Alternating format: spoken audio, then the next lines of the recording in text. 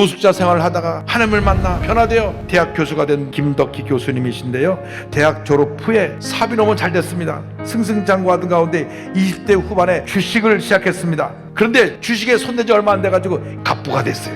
그런데 그것이 인생의 재앙의 시작입니다. 주식에 중독이 된 겁니다. 도박에 중독해서 무리한 투자를 하다가 결국 집을 다 날려버렸습니다.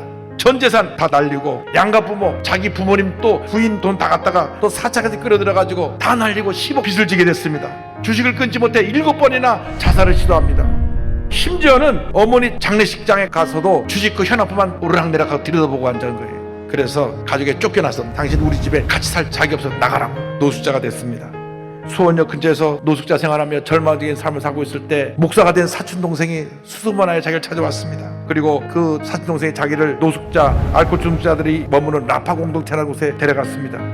그곳에 새벽기도에 참석해서 통곡하며 기도합니다. 하나님, 당신이 천지를 창조했고 전지전능하시다면 나 좀 살려주세요. 그러면 내가 믿어드릴게요.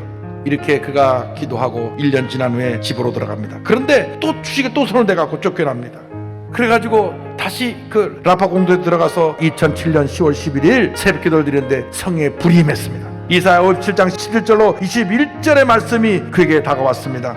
그의 탐심의 죄악으로 말미암아 내가 노하여 그를 쳤으며 또 내 얼굴을 가리고 노하였으나 그를 고쳐줄 것이라. 그를 인도하며 그와 그를 슬퍼하는 자들에게 위로를 다시 얻게 하리라. 먼 데에 있는 자에게든지 가까운 데에 있는 자에게든지 평강에 있을지어다 평강에 있을지어다 내가 그를 고치라 하셨느니라. 그러나 악인에게는 평강이 없다 하셨느니라. 이 은혜를 받고 고백합니다. 이 말씀이 나를 살린 말씀이었고 내 삶의 지표가 된 말씀이고 영원토록 내 안에서 살아있을 말씀이다. 그 말씀이 내게 들어온 순간은 세상의 온갖 멍에서 풀려났던 순간이다. 그 순간 마음의 평화가 찾아와 진정으로 치유가 되고 자유의 세계가 열리게 된 것이다. 그리하여서 다시 가정으로 복귀하고 47살에 직업 상담사에 도전을 해서 자격증을 따고 그 다음 직업 상담사 강의를 하게 되었습니다. 근데 하나님의 은혜를 주셔서 얼마나 그 강의를 잘하는지 그 강의하는 것마다 사람들이 몰려왔고 그 일로 신문에 나오게 되고 고용노동부에서 최고 강사상을 받게 되고, 그래 되니까 여러 대학에서 러브콜이 옵니다. 우리 학교에 와서도 좀 강의를 해주시오. 그래가지고 학생들에게 꿈을 심어주는 대학 교수가 되었습니다. 그런 고백합니다. 하나님은 자신을 찾는 자들에게 상 주시는 이시다. 우리 인생은 얼마든지 더 달라질 수 있다. 내가 신앙을 갖고 난 뒤 받은 진짜 큰 선물은 더 가치 있는 인생이다.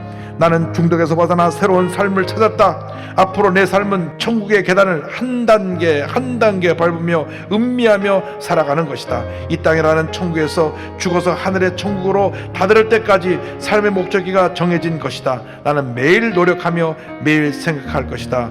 이 천국에서 저 천국까지. 여러분이 지금 어떤 인생길을 걸어가고 계십니까? 지쳐 쓰러져 잠이 든 모습으로 살아가고 있지 않습니까? 그러나 그것이 끝이 아닙니다. 하나님이 여러분과 동행하십니다.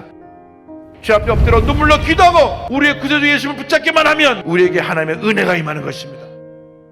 말씀을 붙잡고 거룩한 꿈을 꾸며 믿음으로 전진 또 전진하는 여러분 되시기를 주님 이름으로 축원합니다.